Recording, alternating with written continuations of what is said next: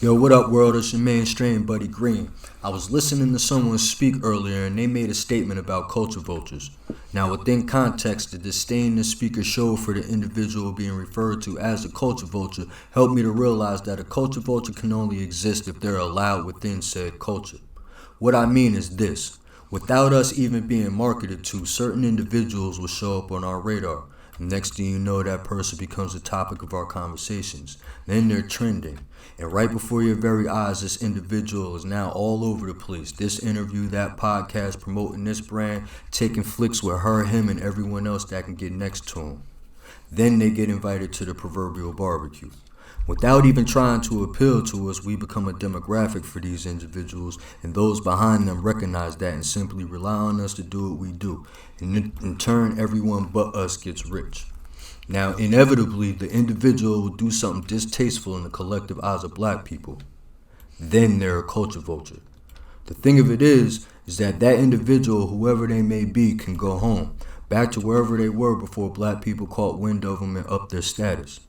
Now that, by definition, is a vulture. However, a vulture only lurks where there are resources.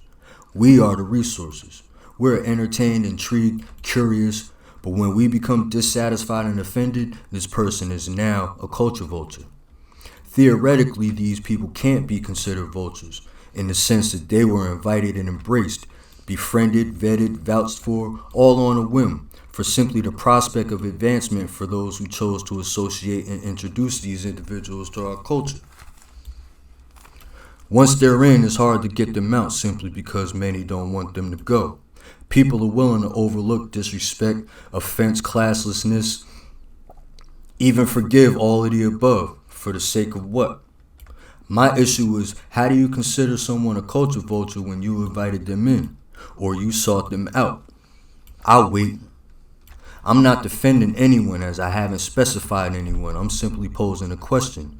How does one who was or is embraced by a particular community, unsolicited, mind you, how does that individual become a culture vulture? Keep in mind, vultures only circle around carcasses, so what are you really calling our culture? Truth hurts, but weed is pain relief. Blow your smoke and be free, y'all. Peace.